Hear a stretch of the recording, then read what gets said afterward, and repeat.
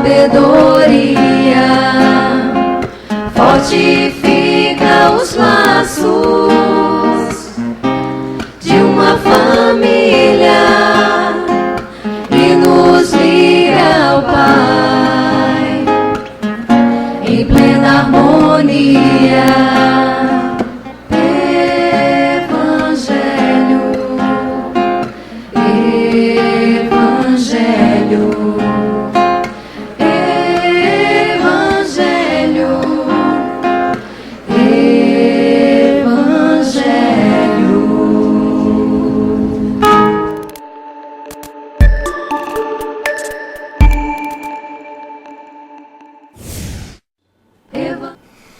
Olá, boa noite. É uma alegria mais uma vez estarmos juntos para mais um Evangelho online. Como de costume, pegue aí o seu Evangelho, a sua água para ser fluidificado durante o Evangelho e abra no capítulo 8º, Bem-aventurados os que têm puro coração, e hoje nós iremos tratar dos itens 11 a 17, que trata dos escândalos. Se a vossa mão é motivo de escândalo, cortai-a. Hoje aqui, Paulo Elcanã, da Federação Espírita Paraibana, com Otávio Caumo, que é presidente do Centro Kardecista Os Essênios. Bem-vindo, Otávio. Obrigado. E para que a gente possa, então, iniciar, vamos pedir ao Otávio para fazer a prece inicial. Deus Pai de amor e bondade, Jesus, amigo de todas as horas, Espíritos irmãos, beneméritos, que nos auxiliam sempre, que cuidam dos homens da terra, abençoa o nosso propósito de divulgar mais um pouco a luz do Cristo, agora na mensagem do Evangelho segundo o Espiritismo, tão bem elaborado pelo nosso irmão Allan Kardec. Que possamos aprender para servir e que todos aqueles que se beneficiarem do estudo dessa noite possam também ter as mentes abertas, um despertar para aproveitar as lições que serão aqui abordadas. Que Jesus nos abençoe e nos ajude. Bom, então para você que está chegando agora, repetido aqui o item 11 a 17 do capítulo 8º, Bem-aventurados os que têm puro o coração. Então vamos à leitura. Escândalos. Se a vossa mão é motivo de escândalos, cortai-a. E Allan Kardec, ele utiliza aqui dois trechos de Mateus, que vamos ler em seguida. Se algum escandalizar a um destes pequenos que creem em mim, melhor fora que lhe atassem ao pescoço uma dessas mós que um asno faz girar e que o lançassem no fundo do mar. Ai do mundo por causa dos escândalos, pois é necessário que venham escândalos, mas ai do homem por quem o escândalo venha. Tende muito cuidado em não desprezar um destes pequenos. Declaro-vos que seus anjos no céu veem incessantemente a face de meu Pai que está nos céus, porquanto o Filho do Homem veio salvar o que estava perdido. Se a vossa mão ou o vosso pé vos é objeto de escândalo, cortai-os e lançai-os longe de vós. Melhor será para vós que entreis na vida tendo um só pé ou uma só mão, do que terdes dois e serdes lançados no fogo eterno. Se o vosso olho vos é objeto de escândalo, arrancai-o e lançai-o longe de vós. Melhor para vós será que entreis na vida tendo um só olho, do que terdes dois e serdes precipitados no fogo do inferno. Mateus 5, 29 e 30 e capítulo 18, 6 a 11. Então vamos ler aqui. Você quer ler um pouco, Calmo? Posso ler. Vamos lá. No sentido vulgar, escândalo se diz de toda ação que de modo ostensivo vá de encontro à moral ou ao decoro, O escândalo não está na ação em si mesma, mas na repercussão que possa ter. A palavra escândalo implica sempre a ideia de um certo arruído. Muitas pessoas se contentam com evitar o escândalo porque este lhes faria sofrer o orgulho, lhes acarretaria a perda de consideração da parte dos homens. Desde que suas torpezas fiquem ignoradas, é quanto basta para que se lhes conserve em repouso a consciência. São, no dizer de Jesus, sepulcros caiados, branqueados por fora, mas cheios por dentro de podridão, vasos limpos no exterior e sujos no interior. No sentido evangélico, a acepção da palavra escândalo tão a miúdo empregada é muito mais geral, pelo que, em certos casos, não se lhe aprende o significado. Já não é somente o que afeta a consciência de outrem, é tudo o que resulta dos vícios e das imperfeições humanas, toda a reação má de um indivíduo para outro, com ou sem repercussão. O escândalo, nesse caso, é o resultado efetivo do mal moral. Pode continuar? A gente lê e depois pontua. Certo? Tá? É preciso que haja escândalo no mundo, disse Jesus, porque imperfeitos como são na terra, os homens se mostram propensos a praticar o mal, e porque árvores más só maus frutos dão.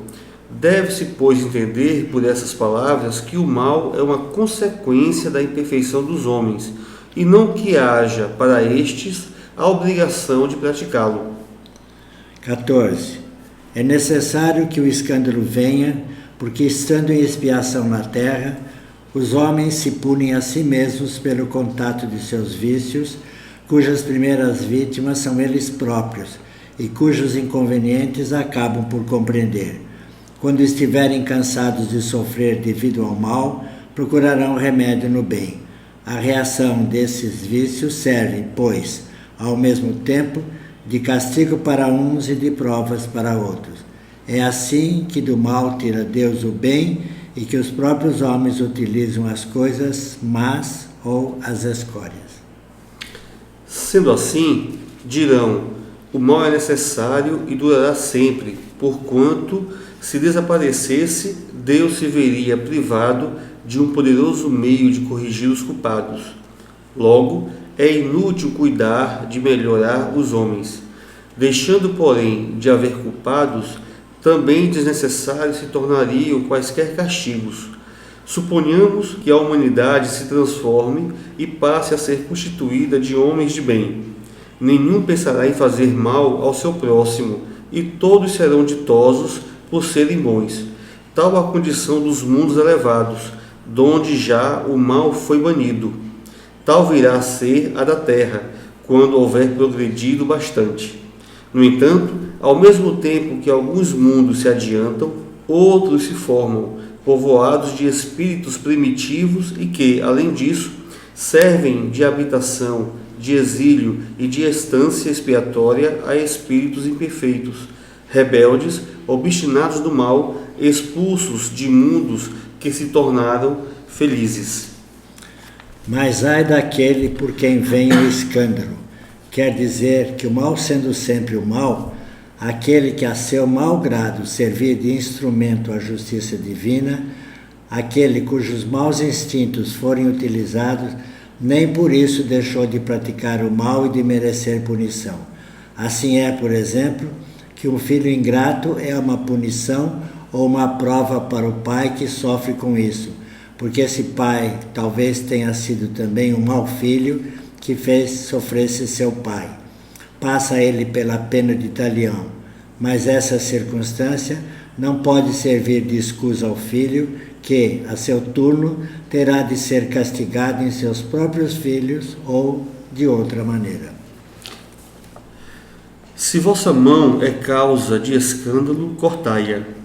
Figura enérgica esta, que seria absurda se tomada ao pé da letra, e que apenas significa que cada um deve destruir em si toda causa de escândalo, isto é, de mal. Arrancar do coração todo sentimento impuro e toda tendência viciosa. quer dizer também que, para o homem, mais vale ter cortada uma das mãos antes que servir essa mão de instrumento para uma ação má, ficar privado da vista antes que lhe servirem os olhos para conceber maus pensamentos. Jesus nada disse de absurdo para quem quer que apreenda o sentido alegórico e profundo de suas palavras. Muitas coisas, entretanto, não podem ser compreendidas sem a chave que, para as decifrar, o Espiritismo faculta. Muito bem. Muitas questões aqui, né? Para a gente poder ir discutindo.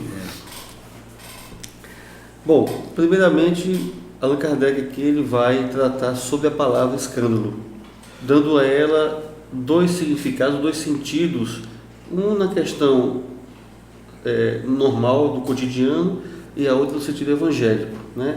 O que a gente poderia assim falar sobre? Ele tenta nos explicar que o escândalo, como habitualmente nós entendemos, ou seja, o escândalo que os nossos congressistas fazem lá no Planalto, se esbofeteando quando não são satisfeitos nos seus interesses, ou alguém que sai gritando pela rua escandalosamente, esse não é o pior escândalo. O grande escândalo que o Evangelho nos ensina é o escândalo representado pela nossa própria inferioridade. Nós somos nós mesmos o próprio escândalo, porque nós temos mais defeitos que virtudes, né? Então é nesse sentido que diz, o escândalo é necessário porque a inferioridade do homem faz com que o escândalo seja nele inerente, mas ele terá que combater a sua inferioridade, transformar defeitos em virtudes para superar os escândalos, né? Então nesse sentido que o escândalo fica uma coisa muito mais ampla, né? Do que... O escândalo, no caso, ele é algo coerente com o nosso estado evolutivo. É o mal que nós fazemos mesmo sem intenção, é o bem que nós deixamos de fazer porque ainda não sabemos fazer, nos omitimos, né? Sim.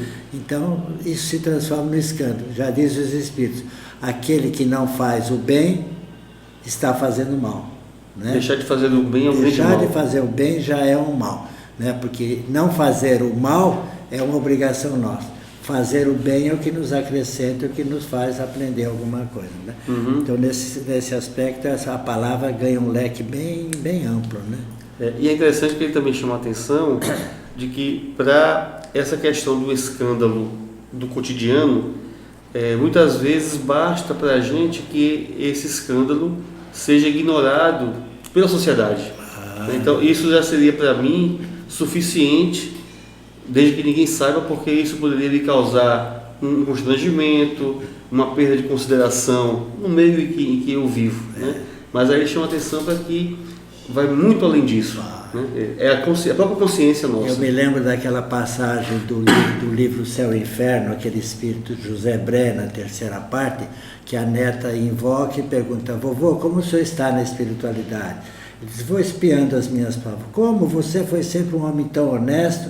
Aí ele diz, bom, já que você está interessado em aprender sobre honestidade, eu vou lhe dizer qual é a diferença entre a honestidade perante os homens e a honestidade perante Deus. Aí basta você escrever um epitáfio, aqui jaz fulano e tal, porque ele pagava as contas pontualmente, né? Porque ele não lesava ninguém. Mas isso não é suficiente, porque nós temos que ser honestos com o próximo, com Deus e também conosco mesmo. Nós temos que ser verdadeiros, né? Então, é mais ou menos o que ele diz aqui, né? Né? Exato, porque aí pouco importa o que o outro sabe ou deixa de saber. Você sabe é suficiente, Exato. Né? Já é o que vai. É por isso que diz que realmente a consciência é o grande tribunal que nos absolve ou nos condena naquilo que a gente faz ou deixa de fazer. Que é o nosso arquivo que no juízo final, como dizem, né, vai ser mostrado que nós nos envergonhamos, como foi dito naquele livro do Erich von Däniken, eram os deuses astronautas, né? Do Raymond Moody, Vida Depois da Vida, que ele faz, cataloga pessoas que estiveram em coma e que diziam, eu cheguei lá, passou um filme da minha vida. Fiquei muito contente com as coisas boas que fiz e muito triste com as coisas erradas, né? Então, não se perde, a consciência guarda todos os nossos atos. Feliz de nós quando temos recordações mais boas que más, né? Verdade. Independente dos outros, né? Exatamente. Né? Inclusive, Joana, ela cita que nós deveríamos nos preocupar menos em dar satisfação aos outros. Né? A partir do momento que a gente se ocupe com a gente mesmo e a gente faça essa transformação, se a gente se tornar uma boa árvore, os nossos frutos serão bons coerentemente com a árvore. Né? Mas como a gente ainda tem... Emmanuel disse que a grande tarefa do homem é o autoaprimoramento. Nós pensamos que estamos na Terra para consertar os outros, nós estamos na Terra para consertar nós mesmos. Esse é o grande equívoco. É verdade. Bom, e Kardec, ele começa a pontuar, pegando algumas frases de Mateus, né, que ele utiliza aqui, e vai fazendo as considerações à luz do Espiritismo. Né? E aí ele começa falando: é preciso que haja escândalo no mundo, né, disse Jesus. Né? Quer dizer, essa que a gente estava falando agora há pouco, da imperfeição, né? Você precisa combater. O escândalo é o que você tem, né? Então, precisa que haja doença para valorizar a saúde. Sim. Né? Precisa que haja honesto para você perceber a desonestidade. Então, mais ou menos o que ele diz aqui. É preciso que haja o escândalo, porque o escândalo é uma coisa quase que natural, inerente. E a partir desse escândalo, a partir da dor, a partir do mal, você vai se empenhar em fazer o bem. Ai daquele, você que ainda não conseguiu vencer isso. Mas o escândalo é necessário para esse crescimento, né? É importante pontuar uma questão que às vezes é comum se confundir. Que quando lê isso aí, a pessoa acha que nós nascemos para fazer o mal, né? Ou seja, tem gente que pensa assim, não, Judas Iscariotes, por exemplo, ele nasceu para poder trair Jesus, né? E que na verdade toda encarnação sempre ela tem um bom propósito. Claro. Sempre. E o livre-arbítrio é que decide, né? Nós, aí a nossa condição é que vai ter aí a... Imagine Deus mandar reencarnar uma pessoa para ser um bandido, para ser um assassino, para ser um ladrão, para ser um traidor. Não, eu não queria que nascer para ser, né? Agora, a gente conhece a história de Judas Iscariotes, ele queria era arrumar um posto importante quando o Cristo fosse o rei de Israel, né? Sim, sim. Tanto que ele ficou profundamente desapontado quando viu o Cristo entrar num burrinho. Então, esse é o rei de Israel, né? Então, ele não reencarnou. Mas se Judas não tivesse traído Jesus, como seria a história? Jesus já tinha sido traído por todos os outros, por todos os romanos, por aqueles que soltaram Barrabás e deixaram Jesus preso, aqueles que não tinham...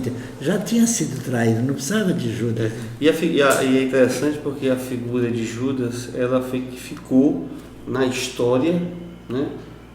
Toda, como se fosse o único, né, culpado, e que na verdade Judas representa a humanidade como um todo, né, no sentido não da traição do entregar, mas a partir do momento que nós conhecemos... Da ganância, do egoísmo, né, que ele queria aproveitar, se beneficiar daquilo, né? Então, a história conta, inclusive, que ele contava com a absolvição de Jesus. Quando ele deu o beijo, ele disse: eu vou beijá-lo para ele ser preso, senão eles vão matá-lo. Porque ele não se entrega, ele não cala a boca, ele não fica quieto, ele fala o que as pessoas não querem ouvir. Então eu vou dar o beijo, ele vai ser preso. Quando chegar lá na hora, entre Pilatos e Barrabás, a multidão vai dizer: solte Jesus. Mas ele não sabia como era a multidão também, né? E aí foi onde ele acabou se dando mal e disse que teve o drama de consciência. Sim, que acabou se suicidando, né? Mas essa questão é importante. Então, no caso de Judas... não nasceu com aquela finalidade, mas faltou-lhe compreensão da missão do Cristo. Né? Qual era a missão do Cristo? Então, não era um rei da terra, era um rei espiritual. Não era algo exterior, era a implantação do reino de Deus no coração dos homens. Né? E isso aí fez com que ele realmente tivesse aquela atitude. Deixa eu só ler aqui uma participação de uma que eu venho acompanhando, é a Marineide da Silva Santos. Ela estava na minha, deixa eu ver aqui, deixa eu tentar, trabalhar constantemente no bem, pesar sempre atos e palavras para se começar a combater a inferioridade em nós. É a reforma íntima proposta pelo Espiritismo, né? Verdade, Marineide. O grande desafio exatamente é esse. O desafio é da luta consigo mesmo. Né? Essa é a maior batalha. É a única que nós devemos temer. Ninguém pode nos fazer mal a não ser nós mesmos. Verdade. Né? Até se nos matarem, nós de vingança nascemos de novo, né? Pois é. Somos indestrutíveis. Então, se nós realmente tivéssemos o esforço, uma vigilância contínua, para que os nossos pensamentos pudessem ser, porque tudo começa no pensamento. Se a gente pudesse ter nossos pensamentos centrados no bem, toda a consequência, todo o resto... Mas o pensamento é consequência do que nós somos, né? Sim, ele é tão é. rápido. Por que o próprio Paulo de Tarso dizia: o bem que quero não faço, o mal que não quero, esse é que eu faço. E ele era o Paulo de Tarso, não era nem o Paulo nem o Otávio. É verdade. Né? Então nós temos que ser perseverantes no bem, cair e levantar. Porque cair vai cair, não tem jeito. Isso. Vai cair, mas está sempre pronto para levantar. Essa é uma questão também importante para a gente refletir. Todos nós que ainda temos necessidade de reencarnar neste planeta de provas e expiações, é porque somos imperfeitos, né?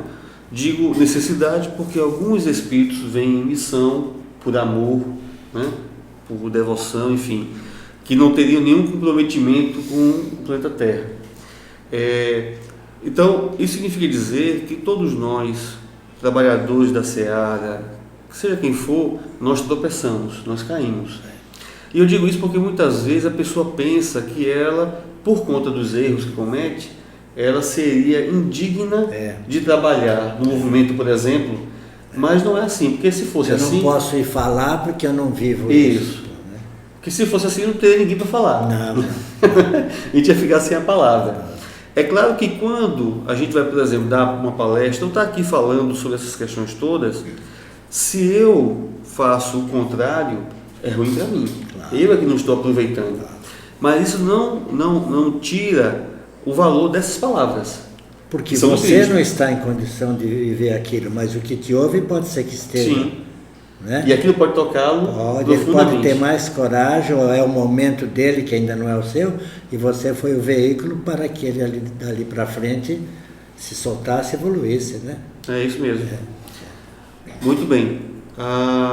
Então, continuando aqui, depois ele pega outra e diz assim: é necessário que o escândalo venha, porque, estando em expiação na terra, os homens se punem a si mesmos pelo contato de seus vícios. Né? Essa questão dos vícios, né? Que aí é importante a gente talvez dar uma amplitude maior, né? Para que as pessoas não pensem que vício aqui é apenas vício no álcool, né? Vício no tabagismo, mas que os vícios são quer dizer, tem a origem no egoísmo e no orgulho, né? A gente costuma classificar vícios os que estão fora de nós. Sim. E defeitos os que estão dentro de nós. Então, o orgulho, o egoísmo, a vaidade, a inconformação, então seriam todos defeitos. Certo. E os vícios seriam aqueles que estão fora, que se nós nos afastarmos, o cigarro, o álcool, a droga, a gula e etc. Né? Então, aí, os espíritos costumam separar assim para ficar identificado, né?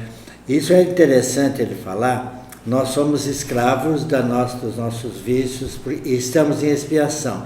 Então, muitas vezes uma pessoa vem para a Terra com o fígado doente, com o rim doente, e se queixa da sorte. Ele não sabe que aquilo é um auxiliar para que ele não caia novamente naquele mesmo lugar onde ele escorregou.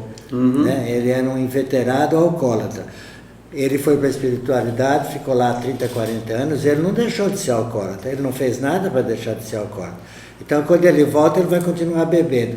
Mas se ele tiver o fígado, uma cirrose, ou sei lá quais são as doenças que reclamam, no primeiro gole de álcool ele já reclama. Então, aquele que aparentemente seria um mal, né, é um coadjuvante favorável a ele, é um auxiliar para facilitar o que ele não pode por si só.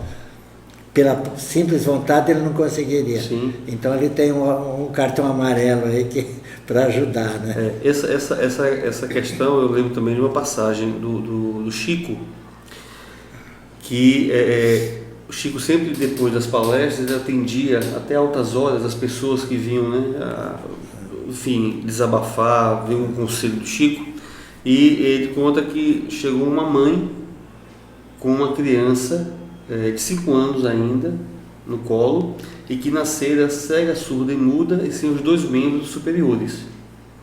E ela contava a história daquela criança e dizia que agora os médicos tinham encontrado uma doença e que teria que amputar as 2 pernas. Então, Chico olhava para aquela mulher e dizia: o que eu posso dizer para uma mulher dessa? O que nós diríamos a uma mulher dessa, que a princípio parece uma aberração da natureza? Né? Parece que Deus errou profundamente com aquele ser. Jogou toda a sua ira em cima daquela criança. E aí Emmanuel, ele cerca Chico desse Chico, diz a esta mulher que este espírito, nas 10 últimas encarnações, ele se suicidou. Né? E que ele, apesar de ter apenas 5 anos, ele só pensa em se jogar no precipício. Então, os médicos estão certos, vão ter que amputar as pernas, porque é isso que vai garantir para ele a permanência. Né? A permanência que ele precisava para poder restabelecer equilíbrios, né, de fluidos, enfim. Então, tudo aquilo que é realmente para a gente, que parece ser algo ruim, mas na verdade tem toda uma providência por trás que aproveita, né, e que tem uma finalidade útil. Porque nós lesamos os membros espirituais, né? Que é, no fim, está lá a matriz do novo corpo, que é o perispírito. Que vai modelar o novo corpo. Então nós lesamos. A pessoa às vezes nasce com a mão, mas a mão é morta. Era um bandido, era um ladrão, era um assassino, né? A mão é morta, ele tem os dedos.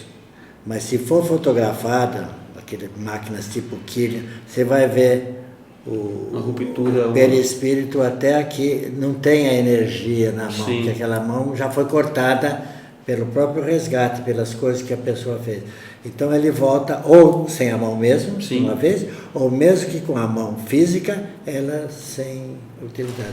Eu lembro do livro Memória do Suicida, um daqueles portugueses, né, daquele grupo lá de Câmara do Castelo Branco, e que ele, no momento de ira, com a amante, ele a enforca e mata ela asfixiada, e depois se suicida, né, se enforca. E aí, depois do planejamento reencarnatório dele, ele era tão impressionado com o mal que ele cometeu com as mãos, que ele se sentia indigno de ter as mãos. Então ele reencarnou sem as mãos, exatamente porque ele aquilo impactou de tal forma a sua mente que ele não plasmou, não fez com que moldasse com as mãos, né, pelo erro cometido. Né? Então, era uma garantia que ele não poderia fazer isso novamente também. E de valorizar as mãos para algo útil, para algo que possa ser feito no bem. Né? Exatamente. Então nós é que vamos no nosso comportamento do dia a dia, preparando o nosso futuro corpo, nossa futura encarnação, né? Estamos agora preparando a nossa futura encarnação, né? Então todo bem que nós fizemos, como disse a irmãzinha aí, todo bem que nós fizemos nos acrescenta coisas boas, né? Então nós vamos nos qualificar a ser ainda melhor do que somos, né? E o mal é o contrário, claro, né? E você comentou, você falou a questão de sermos escravos de nós mesmos, né? Eu lembro de uma biografia feita de Gandhi, e que a esposa dele, do Gandhi, perguntou: Mahatma, quando você acha que nós se vai libertar o povo indiano do jugo inglês? Né? Aí ele disse assim: como é que eu posso livrar um povo se eu ainda sou escravo de mim mesmo? Aí disse: por exemplo, por que nós ainda mantemos relação sexual? Ele disse para a esposa: já tivemos nossos filhos, né? Eu não digo nos separarmos para não escandalizar o povo, mas por que não vivemos como irmãos? Né? Ou seja, o Gandhi estava querendo dizer o seguinte, que ele ainda tinha no sexo, né, um prazer que ele podia encontrar em outras coisas. Que ele podia canalizar aquela energia para outras questões. Né? Diz lá na biografia que ele não conseguiu naquele momento, mas que depois ele veio a conseguir essa condição. Né? Mas é para a gente ver uma coisa que para a gente parece ser, que nem cogitamos, mas aquele espírito, né, o Mahatma Gandhi, ele já tinha essa questão, quer dizer... Você vê, tanto que o homem é o único animal que se relaciona fora do cio. Né? O cavalo, o cachorro e tal, sim, eles têm o tempo certo. Verdade. Porque a finalidade deles não é sentir prazer, é simplesmente procriar, perpetuar a espécie.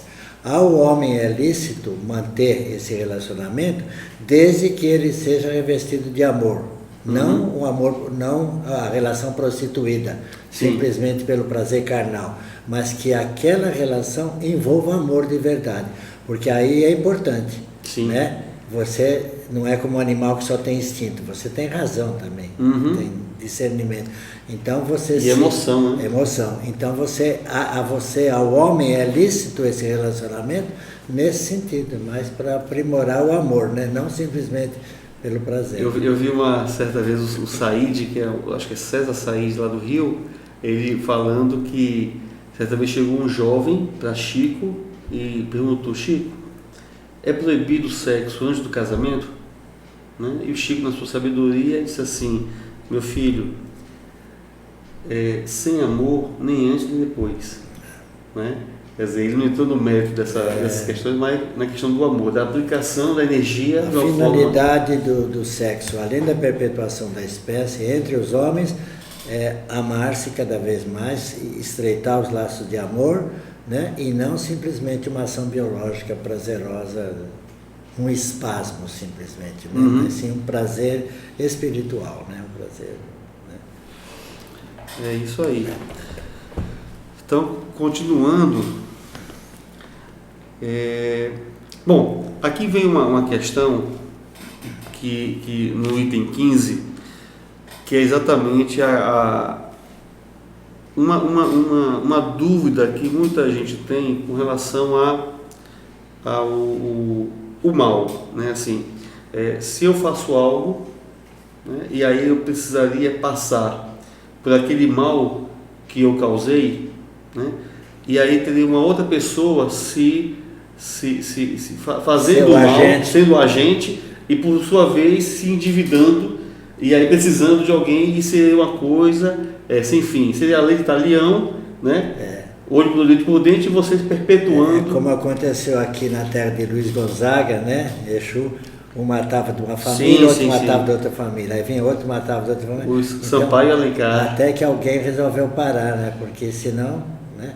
Então não tem necessidade de ter um agente. Essa palavra karma, importada do sânscrito, que quer dizer o conjunto dos procedimentos humanos e as suas consequências, quer dizer, tanto pode ser ruim como pode ser bom, né? Às vezes é mal interpretado. Se você não se dispõe bem com a sua esposa, não se separe, porque senão você vai ter que voltar com ela, uma vez, 2 vezes, 3 vezes. Se você agrediu sua mulher, prepare-se que na outra encarnação ela vai vir para agredir você. Eu digo, gente, e se ela não está interessada? Se ela é melhor que eu? Se ela está resignada em ter sido agredida, mas não quer vingança, ela se livrando de mim já está suficientemente contente. Ela quer essa aqui. Por que precisa ficar? Se eu faço para você, você faz para mim, eu faço para mim. Isso é interminável, né? Exato. Né? Raul Teixeira conta a história daquele homem que mandava furar os olhos dos escravos que colhiam purpurina lá nos caramujos em Sidom e Tiro, né? Sim. Para as vestes dos reis, né? O homem furou tanto o olho que ele tinha que vir cego em encarnações. Aí disse, não, deixa ele estudar oftalmologia, ele vai curar os olhos dos outros. Não é muito mais útil ele ser um médico oftalmologista do que ele ser mais um cego, tendo que depender da sociedade para mantê-lo e tal. Né? Essa é uma coisa assim, importante, porque normalmente a gente vai aplicar ou vai interpretar a lei divina sob a nossa ótica imperfeita, né? E aí, na nossa justiça humana, ela está muito mais próxima à vingança, da punição pela punição, né? Sem a preocupação real de redenção ou de melhora daquele que cometeu o mal na sociedade. Porque o homem não entendeu o Evangelho. Quando o Cristo diz, ama o próximo como a ti mesmo, ele não diz, olha, eu sugiro que você ame, seria bom. Ele diz, ama, porque você não tem saída. Agora, quando eu sinto ódio, o ódio é meu, não é do outro. Eu não perdoo. Coitado de você que não perdoa. Fica com a sujeira, com a mágoa dentro de você. Não era mais fácil você perdoar e se limpar? Mas nós ainda não entendemos que nunca conseguimos fazer aos outros. O que nós fazemos, fazemos a nós.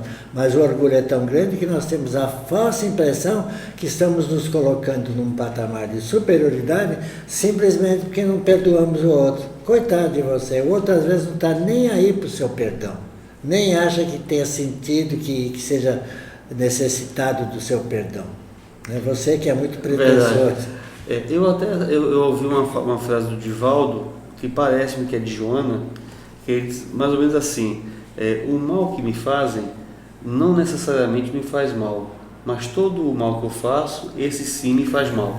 Né? Quer dizer, eu tenho o direito de não querer receber o mal que me fazem. Claro, né? É um presente que você recusa, como diziam os orientais. Né? Eu posso realmente não me desequilibrar, não me afetar com aquilo ali. Agora, eu fazer o mal, aí não tem jeito. Muita gente diz assim, o mal que você faz volta para você. Eu digo, não volta, não, nem sai de você. Não precisa ir lá e voltar. Se você desejou mal ao outro e o outro não tem nenhum motivo para passar por aquele mal, porque ele tem seus méritos para não receber aquele mal, ele não vai ser afetado. Você já foi afetado. Porque o ódio, esse mau sentimento que você tem dentro de você, está te envenenando. Por isso é que dizem, né? Tem aquela frasinha que diz assim, sentir ódio é como tomar veneno querendo que o outro morra. Né? É bem representativo isso, né? É verdade. Porque a mágoa é nossa, o ódio é nosso, como o amor é nosso. Então, quanto mais eu amar, mais eu me beneficio. E o amor cobre uma multidão de pecados, né? Ou seja, já disse Pedro, né? Muitas vezes a gente vai... Um gesto de amor. Um gesto de amor. Então, se eu consigo me dedicar, né, compreendendo que o amor é o caminho para a vida em abundância, e eu me esforço então em praticar o bem, olha, se o objetivo do Pai, que é amor absoluto, é que nós melhoremos, se eu já conseguir pelo amor me dedicar, não preciso passar por certas coisas que eram para me levar a este amor. Você queima etapas, né? Por uma iniciativa. Encurta o caminho, né? Por uma iniciativa que é o nosso livre-arbítrio que permite que a gente possa. A gente tem tempo para eu contar uma coisinha bem simplesinha? Tem sim. Eu estava recém-entrado na doutrina espírita e uma das tarefas do nosso centro era visitar doentes. Sim. Nós fomos no leprosário de Santo Anjo. Chegamos lá, uma comitiva, levamos coisas para as pessoas, revistas, bolacha, etc. Comida, juntamos lá no Carramachão, comemos e fomos visitar os pavilhões. Quem nos guiou foi um senhor de 70 anos, cego, seu Catelli, nunca esqueci o nome do homem. E depois do almoço, então, ele com a bengalinha dele, corria aqueles pavilhões de 100 leprosos, toda fulana, como é que vai? E a gente, como aprendiz de caridade atrás dele, né? Aí quando chegou às 4 horas que a gente veio embora, eu estava nas nuvens. Eu nunca me senti tão feliz como naquele dia. Aí eu disse, seu Catelli, por que a gente veio aqui pensando que ia trazer conforto para vocês e no fim a gente está levando, tirando, vocês é que estão nos dando conforto? Ele disse, nós não estamos dando nada. Você, quando se dispôs a vir nos visitar, sabendo que nós somos pessoas sofridas, vieram com a intenção de nos dar um pouco de amor.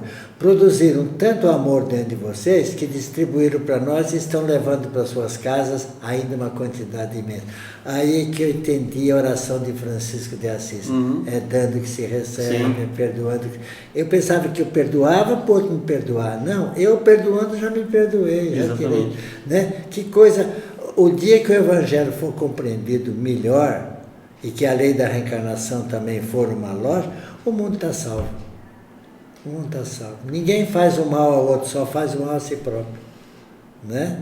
Os mecanismos do Evangelho são esses que nós ainda não entendemos. Assim como o perdão é para si. Perdão é para si. Perdoar é limpar-se. É tirar de você uma sujeira que você está acumulando. Cada vez que você vê aquela criatura, você revive aquela cena que te aborreceu. Ele nem fez por mal, ele já até esqueceu, aquilo não teve nenhum significado para ele. Mas você está numa festa feliz, rodeado de amigos. Entra aquela criatura, você fala, estragou a minha festa. Como é que você deixa uma pessoa desse tamanhozinho estragar a sua vida, tirar a sua alegria? Não perca a alegria por nada na vida. Ninguém tem o direito de tirar a nossa alegria. Pois é. Nós é que permitimos isso. Nós é que permitimos, pela nossa inferioridade. Eu costumo dizer, às vezes estou numa conversa, uma palestra, assim, eu pergunto ao pessoal assim, olha, isso assim, gente, se eu dissesse a vocês, eu, Paulo, que ninguém me magoa, ninguém me aborrece, vocês acreditariam? Né? Vocês, sejam sinceros. Não. Mas, poxa, vocês são de verdade, mas é verdade. Ninguém me aborrece. Eu me aborreço com as pessoas. Eu é que sinto assim. Por quê? Porque eu tenho o direito de escolher como eu quero me comportar. Né? Mas como eu sou egoísta e orgulhoso, aí eu me ofendo, né? Eu me ofendo e por aí vai. Foi o que eu ouvi com Gandhi quando perguntaram como o senhor reage quando as pessoas ofendem o senhor. Ele falou, nunca me ofenderam. Exato. Nunca me ofenderam, entende? A perspectiva é totalmente diferente, né? E aqui, completando aqui esse item 15, é uma informação importante que é a informação da continuidade da criação. Os mundos adiantados, né? E a criação interminável, né, do Pai, criando novos mundos, e esses novos mundos servindo de habitação tanto para os espíritos primitivos quanto para aqueles outros que ainda rebeldes não estão mais condizentes com o novo padrão vibratório que aquele planeta precisa ter, e aí então são recambiados. Vão para outras fazendas, trabalhar em outras coisas, né? Porque esse mundo precisa progredir, não pode ficar à mercê, né? Exato. Como diz o Dr. Bezerra, com toda a amorabilidade dele, os tempos chegaram. Acabou, quer, não quer. Os bons não podem pagar pelos pecadores. Está na hora de separar e não dá mais tempo. E ao mesmo tempo, além de você fazer com aquele espírito que ele passe a valorizar o seu lar, né? E se esforce para poder retornar a ele vai auxiliar já com a sua inteligência, com a sua moral. Ele não tem a bondade, mas ele já tem uma capacidade para ajudar aqueles outros espíritos. Exato. Foi o que houve com Capela, né? Exato. A tecnologia que eles tinham para ajudar trouxeram aqui para a Terra, né? E fazendo a caridade aprendiam e evoluíam do outro lado, né? Com a outra asa, né? Exatamente. Mas ai daquele por quem vem o escândalo. Né? Aí a gente pode até juntar aqui, e se nossa mão é causa de escândalo, cortai-a. E ele explica aqui o que é esse cortar a mão, né? Uhum. Dar boa utilidade às mãos, né? Isso, e é você compreender que, até a gente trazendo até para o campo material mesmo, que muitas vezes, se eu tenho instrumentos, né, e esses instrumentos, eles me levam a fazer algum mal, né? A culpa não é do instrumento. Não é do instrumento, né? Mas é melhor que nós não tivéssemos esse instrumento à nossa disposição. É por isso que, inclusive, você verifica, se a gente for falar assim, de instrumentos que podem causar morte, arma de fogo. Nos Estados Unidos, que tem a liberação da venda, você tem um índice elevado, né, tanto de acidentes como de mortandade, assim como no Brasil também pela própria questão da venda ilegal, enfim, né, de armas. Quer dizer, esse instrumento é melhor que nós tirássemos da sociedade, que a gente ia evitar, porque uma pessoa armada, né, no momento de desavença, ela tem uma tendência a usar aquele instrumento efetivamente. Ela se sente forte por ter aquilo, né? Então, levando essa questão para os olhos que são colocados aqui, para a mão, né, como é que a gente poderia fazer essa colocação para que as pessoas não pensem ou não leiam de forma literal? O que faz o mal não é a mão nem o olho, o que faz o mal é o espírito. Sim. Que, conforme a evolução que ele tem, o entendimento que ele já tem. Então, já dizia Augusto Amon que a faga é a mesma que a pedreja, né? Uhum. Então, o mal não está na arma, não está no instrumento. Você dá um bisturi para um médico, ele salva uma vida. Você dá um bisturi para um leigo, ele mata uma pessoa. Sim. Né? Então, é questão de como usar cada um desses instrumentos, que ele esteja na mão da pessoa certa. E muitas vezes, como você falou, eu não gostaria de ter uma arma, eu jamais saberia usar uma arma. Uhum. Na situação de mais perigo, eu tenho dúvida se eu dispararia contra uma pessoa, Uhum. né? Se eu tiraria a vida de uma pessoa, mesmo na chamada legítima defesa, né? Então, melhor não ter. E quando ele fala que cortar a mão, né, que é melhor, ele se refere também àquilo que nós falamos desde o início, da gente nascer sem mão já. Sim. Então, a espiritualidade, a lei, o esquema divino já cortou a nossa mão, porque o fato de chegar aqui agora, em pouco tempo depois, e voltar, não é suficiente para nós termos tido uma mudança tal que fôssemos agir de forma diferente. Nós poderíamos correr o risco. Não foi o que houve com Camilo Castelo Branco, foram 2 encarnações. Sim. Que ele cegou e acabou. Numa delas ele suportou, na segunda ele suicidou. Uhum. Né? Então, repetiu e ele não aguentou o teste. Né? Então, por que ele veio cego? Porque ele já teria feito coisas de modo a perder a visão. Né? Uhum. Os olhos são a janela da alma. Né? Se os seus olhos forem bons, todo o resto será bom. Né? Então, o fato de melhor não ter mão, melhor não sei o quê, é a única guerra que nós temos que temer. Os essênios dizem que há uma grande batalha que é dos filhos das trevas contra os filhos da luz. E ela se realiza no coração de cada ser humano. Dentro da gente. É você que tem que vencer. Vai, não vai, quero, não quero, faz, não faz. Você é o fiel da sua balança. Uhum. Herdeiro de você próprio. Né? Somos hoje a consequência do ontem, preparando o amanhã. Né? Sem dúvida. Então, o escândalo vai existir por muito tempo enquanto houver a inferioridade do homem, do ser humano desse planeta. Né? Já está melhorando, mas ainda... Não deu tempo ainda. Nós somos hoje o melhor que conseguimos ser até agora. Isso. Já somos bons, imagine como éramos, né? Se somos ainda assim. Uhum. Mas não deu para ser melhor até agora. Né? Ainda a matéria é muito apelativa e nos escraviza ainda um pouco. Verdade.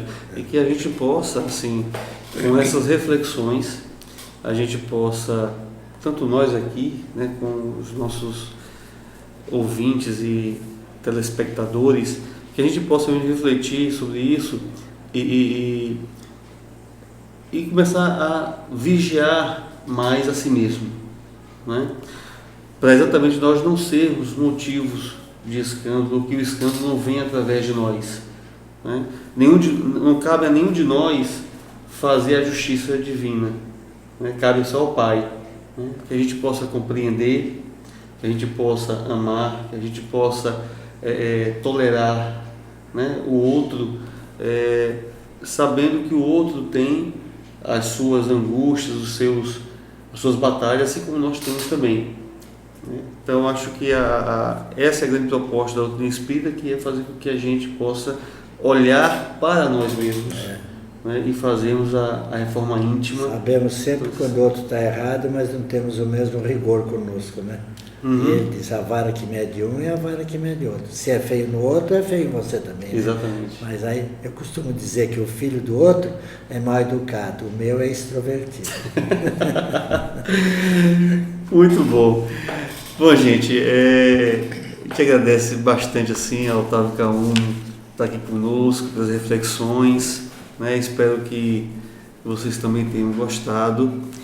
E o Evangelho ao Ar sempre vai ao ar às quintas-feiras, às 8 da noite. E vão poder rever esse programa que é transmitido e gravado. E vamos então agora, agradecendo ao Pai, fazer a prece de encerramento, né, fazendo as vibrações, inclusive para fluidificar a água que nós temos, que vamos beber em seguida. Então, elevando o pensamento ao nosso irmão maior, Jesus, queremos te agradecer, Senhor, por estes momentos, pela oportunidade de conhecermos a Tua Palavra e interpretada à luz da doutrina espírita, que tanto nos facilita a compreendermos e aprofundarmos nas suas lições pouco a pouco.